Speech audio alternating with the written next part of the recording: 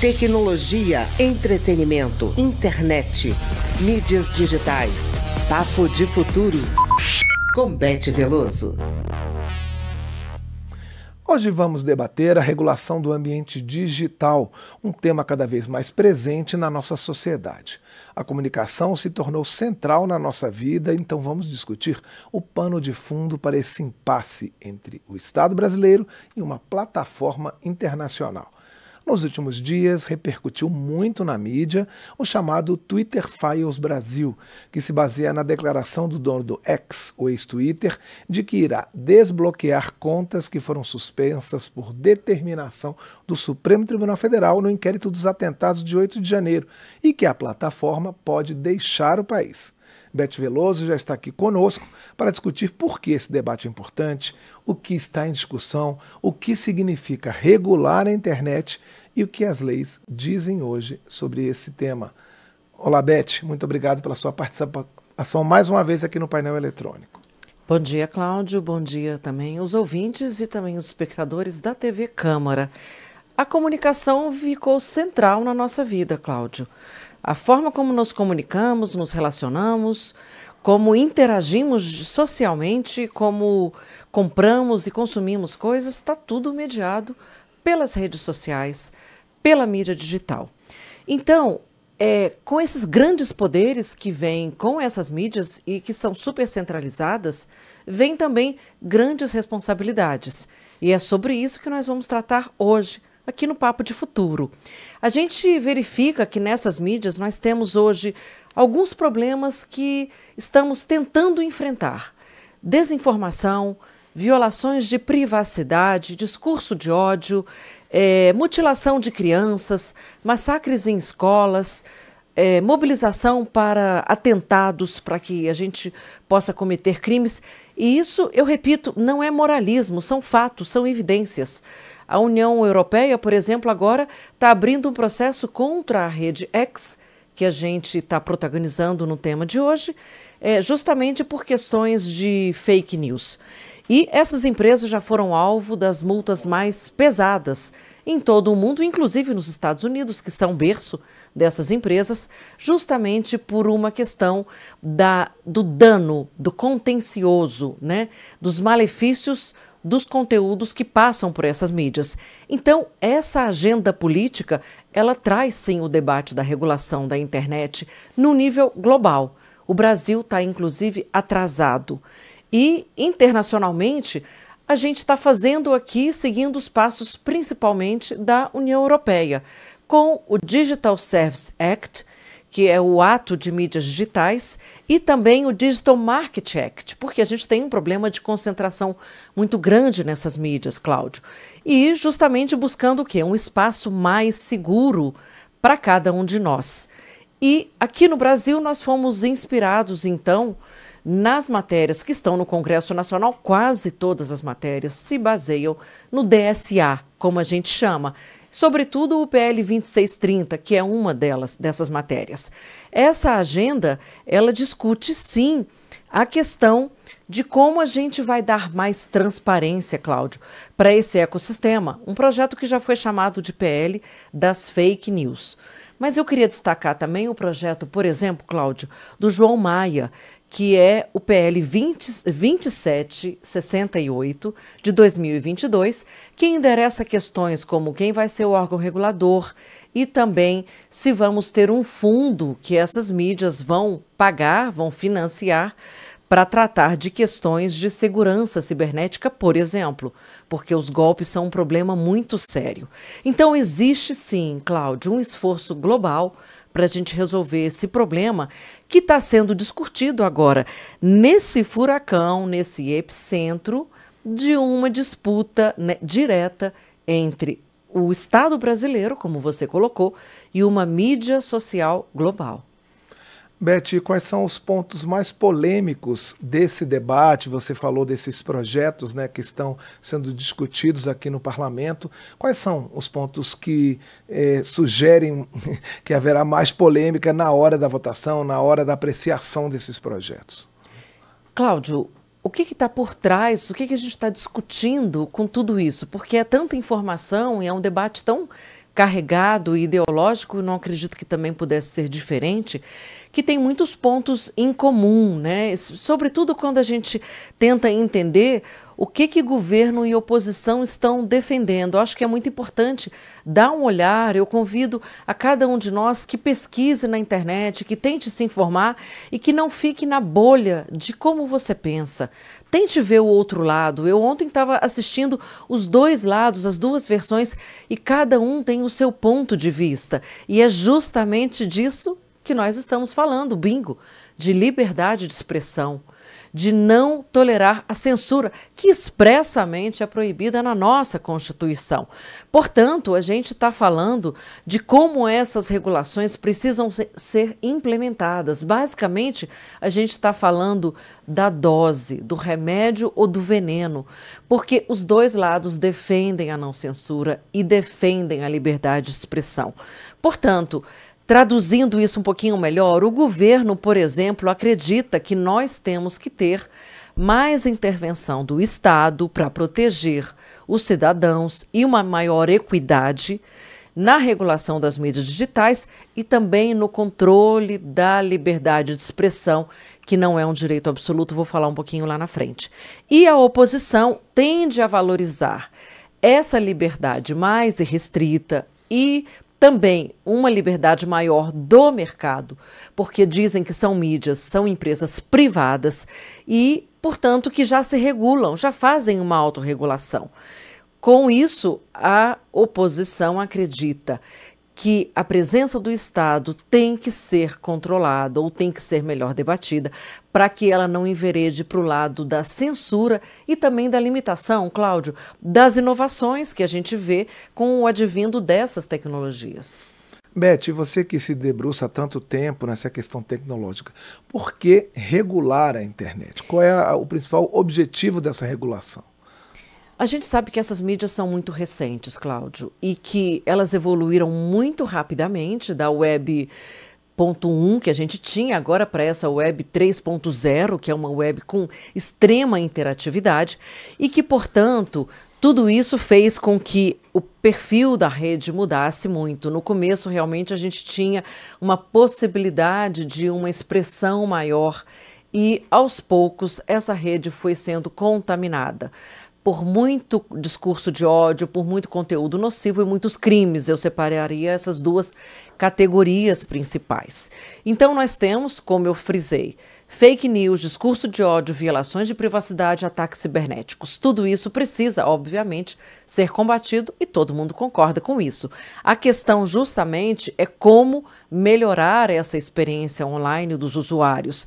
Por isso a gente tem todas essas implicações legais. As leis hoje não são suficientes para endereçar esses problemas. Claro que nós temos leis, a própria Constituição está aí, o Código Penal, o Código Civil, o Estatuto da Criança e do Adolescente, o Marco Civil da Internet, a Lei de Proteção de Dados e o problema é que a aplicação dessas leis e alguns crimes específicos também. Eu destacaria, por exemplo, o MCI, Marco Civil da Internet. Nós temos o artigo 19 que fala na questão da moderação de conteúdo, que obviamente é o foco da questão, é a questão mais polêmica. A gente discute que os provedores, eles só irão atuar, eles só podem remover o conteúdo compulsoriamente, ou seja, não por livre e espontânea vontade, quando eles tiverem uma ordem judicial e não apenas por um pedido administrativo. E isso justamente tem a finalidade de proteger a liberdade de expressão. Ou seja, não é cada um que vai pedir para a plataforma e ela tem que remover esse conteúdo. Qual é o problema desse dispositivo do artigo 19, apontado por alguns dos lados desse debate, né? É que ele não está dando conta de evitar tantas fake news, tantos conteúdos tão nocivos para tantas pessoas, não apenas no plano individual, tá, Cláudio?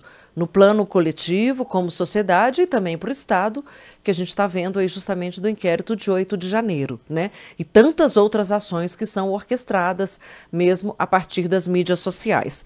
E o PL 2630, ele propõe medidas para regular essas atividades. Como eu falei, isso não vem do nada, vem de uma inspiração europeia, que está mais avançado, inclusive na regulação da inteligência artificial. Que medidas são essas? Eu vou destacar algumas e lembrando que isso só vale para as grandes plataformas, mais de 10 milhões de usuários, justamente porque o pequeno provedor não tem tanto problema de escala dessa comunicação, porque o problema é quando uma mentira se espalha e se espalha no nível global. Os danos são menores, né? Exatamente, e proporcionalmente acabam sendo muito maiores e você não consegue mais remover aquele conteúdo. Portanto, contas falsas ficam proibidos porque vai ser necessário uma identidade das pessoas e também da própria conta e das entidades, né? Você vai ter mais responsabilidade para contas públicas e contas de influenciadores também. Você vai ter um uso restrito de robôs, porque os robôs eles causam muitos problemas, a gente sabe disso, não só nas mídias, até no telemarketing, para citar um exemplo. A gente vai ter também limitação de alcance das mensagens, porque você não pode ter uma pessoa que está ali numa conta falsa e faz uma comunicação em massa que pode ter um efeito absolutamente desastroso num contexto eleitoral, por exemplo, né? Você vai ter que manter esses registros para que você tenha rastreabilidade e punibilidade, né? Uma capacidade de punição, uma série de conceitos jurídicos aí muito fortes. Além disso, né? Quem financia a publicidade, esses interesses, fundamentalmente, eles têm que estar em jogo, inclusive no debate entre o X e o STF, né? Porque é claro que uma plataforma não está comprando uma briga nesse nível internacional, se preocupando com o Brasil, se não houver muitos interesses em jogo, né, de perdas e ganhos. A própria visibilidade, o marketing político, ele já tem muitas implicações econômicas, né, Cláudio? Então, e sobretudo a questão das sanções, porque o que adianta uma lei se você não tem uma sanção e se você não tem empresas como, por exemplo, a mídia, né, eletrônica, televisão e tal, que é punida, e uma mídia digital que tem um salvo-conduto? Como é que a gente equilibra, né, essas obrigações em nível, né, constitucional, inclusive? Agora, Beth, você já falou do PL 2630, né, conhecido como Lei das Fake News. As críticas, atualmente, elas vêm sobretudo da oposição, em torno de preocupação com a restrição à liberdade de expressão e o medo de uma intervenção estatal excessiva na internet, né, o que poderia provocar a centralização do controle, limitação às liberdades digitais, inclusive. Tem mais alguma crítica além dessas? Então, há muitos receios, né? Por exemplo, se na criação de uma agência reguladora, se essa agência vai servir, vai virar uma agência de vigilância. A gente vê a crise da ABIN, por exemplo, né? Tantas acusações aí de condutas ilegais por parte dessa agência de inteligência do Estado brasileiro. Então, existe um receio muito grande de uma instrumentalização, e isso não é nem de um lado nem de outro, né? Porque, na verdade, a gente tem um revezamento aí de poder. Então, a própria autoridade, ela tem que ser blindada para que não sirva a abusos por nenhum dos dois lados políticos para quem estiver à frente do governo. Também há muito uma discussão, Cláudio, com relação a desestimular a inovação, prejudicar empresas tecnológicas, porque você vai ter uma série de restrições muito grandes, né? Também existe uma discussão se o Estado vai passar a ser um Big Brother, vigiar as pessoas, fiscalizar pelo CPF, punir, né, prejudicar, retirar direitos, caçar direitos, como, por exemplo, o direito a um passaporte, a você fazer um concurso público. A questão principal é como a gente vai discutir esses assuntos, e esses assuntos têm que ser discutidos no Congresso Nacional, né? Simplesmente, se existem vozes que estão sendo caladas, vozes dissidentes, né? Isso tem que está sendo discutido quase diariamente nesse parlamento, na instância judicial, dentro do governo, nos fóruns e em escala global. E aí eu ressalto, Cláudio, um aspecto até mesmo interessante dessa crise que a gente está vivendo, né? Global, que envolve o Brasil. Tem um lado muito ruim, é claro, está sendo discutido que o Brasil está vivendo momentos de censura, eu estou falando isso de uma maneira neutra verdadeiramente, mas também tem um lado positivo de catalisar justamente esse debate que não pode ficar escondido. Agora, Beth, a gente teve o uso maciço da internet em eventos significativos, como, por exemplo, o 8 de janeiro. a gente, agora em 2024, em outubro, a gente tem eleições municipais e que nos últimos anos as eleições também têm sido um motivo para o uso muito forte da internet. Qual é a saída, então? Buscaram a regulação equilibrada feita pelo Estado, pressionar por essa autorregulação mais rigorosa feita pelas empresas. O que a gente pode indicar em termos de alternativas? Cláudio, eu devolvo a pergunta para você, para a sociedade, para o parlamento, para os nossos deputados. A gente está falando do binômio liberdade, responsabilidade. E a gente está falando da palavra-chave, equilíbrio. Né? Se nós vivemos numa democracia, e é claro que existe censura da internet em vários lugares do país, talvez a democracia digital seja até mesmo uma exceção, nós vivemos, sim, no Brasil, momentos de democracia. As pessoas estão falando, eu ontem estava assistindo 2, 3, 4 versões sobre esse debate para poder entrar no espírito do programa. Né? Então, é claro que a gente realmente precisa também de um ambiente muito mais seguro, né? Eu acho que pensar, por exemplo, qual é o papel do X, né? Quanto tem de desinformação e até mesmo acesso à pornografia nessas redes sociais. Eu não quero individualizar o X e as próprias empresas. Zuckerberg, quando teve uma audiência nos Estados Unidos, ele pediu desculpa aos pais, né? Ele reconheceu que a empresa em si não está dando conta, ela não é responsável pelo conteúdo de terceiro. Mas ao categorizar esse conteúdo de alguma forma, né, e editar toda a sua linha do tempo, ela também é corresponsável. Todos nós somos, na verdade, né, Cláudio? Então, esse é um debate muito profundo da capacidade de um único Estado, né, por exemplo, o STF, de intervir num conteúdo online, né, e a autoridade do próprio STF também de demandar isso tudo quando existe uma dimensão muito maior.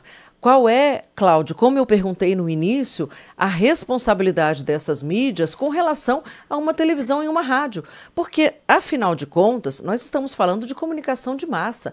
Alguns posts chegam a ter 10 mil likes, manifestações, sem falar em visualização. Eu não me lembro de uma TV ter uma audiência desse tipo. Eu já falei isso recentemente aqui.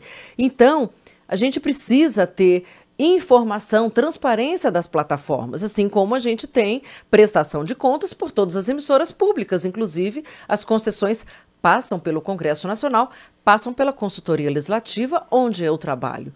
Então, esse princípio da liberdade de expressão, e eu quero fazer esse parênteses bem grandão, ele é um pilar da nossa Constituição, assim como a censura.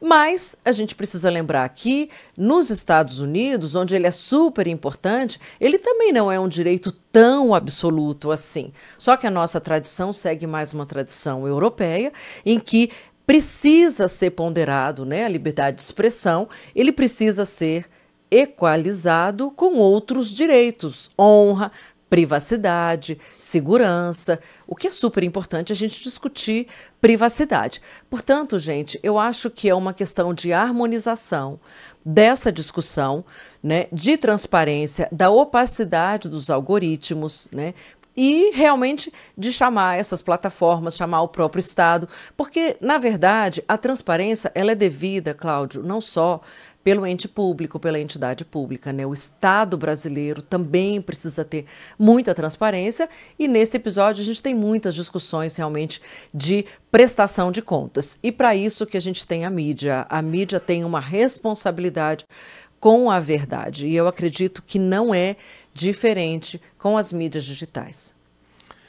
Dê sua opinião sobre o Papo de Futuro nas mídias digitais da Rádio Câmara e no YouTube da Câmara dos Deputados. Você também pode enviar sua sugestão de tema ou sua crítica para o WhatsApp da Rádio Câmara, 61 99978 9080. Tem também o e-mail papodefuturo@câmara.leg.br.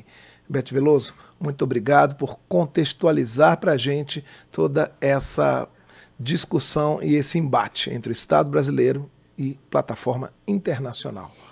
Eu que agradeço e fique de olho nas nossas mídias, porque a gente está aí na iminência desse projeto ou vários outros projetos serem pautados. O relator do PL 2630 já está fazendo esse pedido e isso é super importante para o Brasil.